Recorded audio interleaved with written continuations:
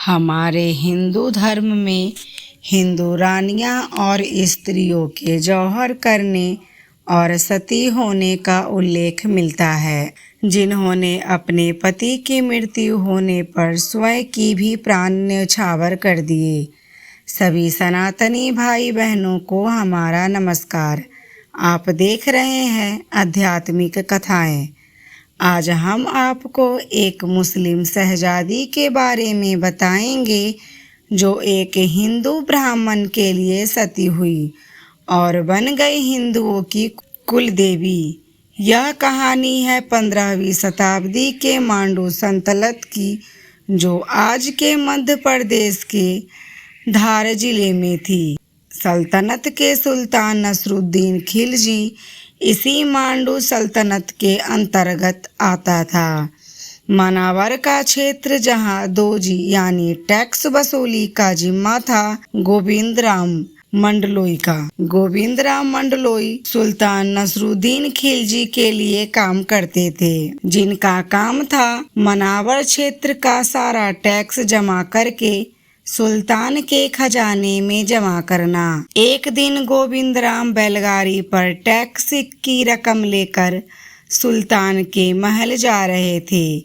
तभी रास्ते में दो शेरों ने गोविंद राम पर हमला कर दिया। वीर गोविंद राम खजाना छोड़कर भागे नहीं, बल्कि दोनों शेरों को भगाने के बाद खजाना लेकर सुल्तान के दरबार पहुँचे। जल्द ही गोविंद राम की वीरता कार्य के साथ सुल्तान नसरुद्दीन के पास पहुँची। गोविंद राम की वीरता पर सुल्तान बेहद खुश हुए और राज दरबार में गोविंद राम को सम्मानित भी किया। यही वह अवसर था जब शहजादी जीतू निसा ने गोविंद राम को पहली बार देखा। मजबूत और सुंदर कद काठी से गोविंद राम को देखते ही जीतू निसा मोहित हो गई और गोविंद राम पर अपना दिल हार गई।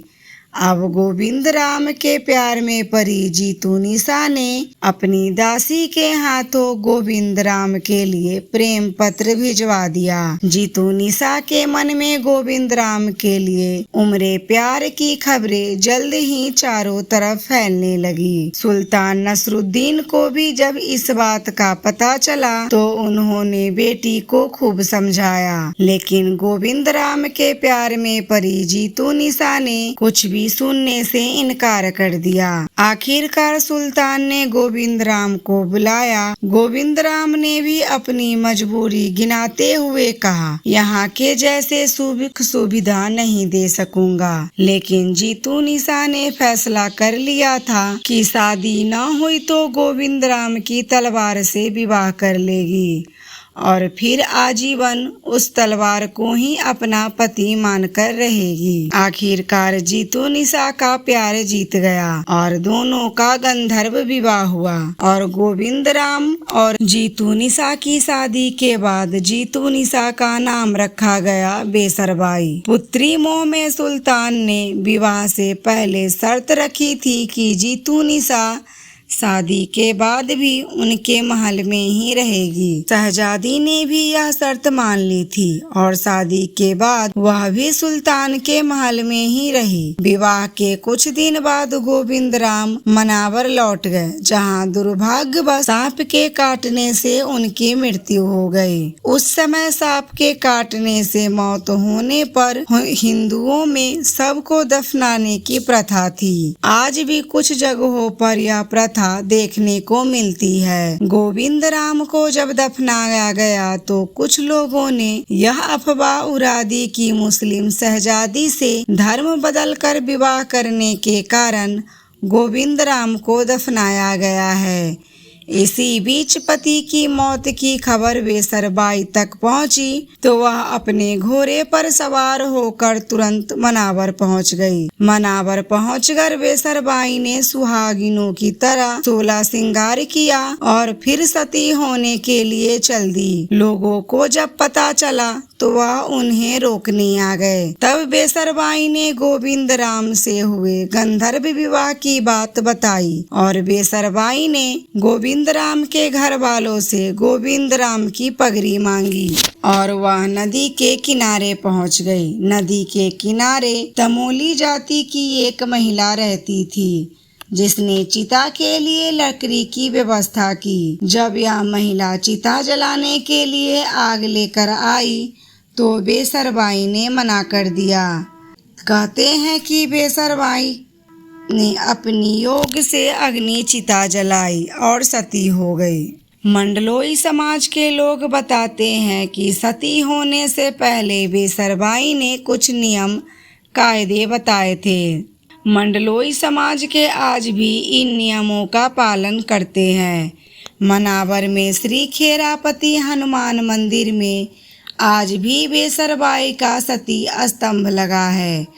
Aurangzeb the man and the myth किताब के लेखक इतिहासकार आंतरिक ने लिखा है कि औरंगजेब को जब पता चला कि सुल्तान नसरुद्दीन खिलजी ने अपनी बेटी का विवाह एक हिंदू से किया था तो उसने गुस्से में आकर सुल्तान नसरुद्दीन खिलजी की कब्र तोड़ दी। लेकिन बेसरबाई के स्तंभ को मंडलोई समाज ने औरंगजेब की नज़रों से बचा लिया और आज भी बेसरबाई का यह सती स्तंभ अपने मूल स्वरूप में ही है। उस दौर में मुस्लिम शासन होने के कारण किसी ने भी बेसरबाई की इतिहास को लिखने की हिम्मत नहीं की। बाद में जब मनावर ग्वालियर से सिंध राजघराने के क्षेत्र में आया तो कहानी को इतिहास में स्थान मिला। आज भी मंडलोई समाज के लोगों में बेसरबाई की सीख को याद रखा है। बेसरबाई अपने घोड़े पर सवार होकर सती होने आई थी। उन्होंने कहा था कि समाज के पुरुष सिर्फ घोड़ी पर ही बैठेंगे। आज भी इसका पालन होता है। नवरात्रि के महीने में बेसरबाई को गेहूं की लपसी या आटे का हलवा और पूरी का भोग लगाया जाता है। किसी भी मांगलिक कार्य में कुल देवी के रूप में निमंत्रण दिया जाता है। दोस्तों, आपको यह जानकारी कैसी लगी हमें कमेंट करके ज़रूर बताइएगा। जानकारी अच्छी लगी हो तो वीडियो को लाइक शेयर और चैनल को सब्सक्राइब कीजिएगा। धन्यवाद।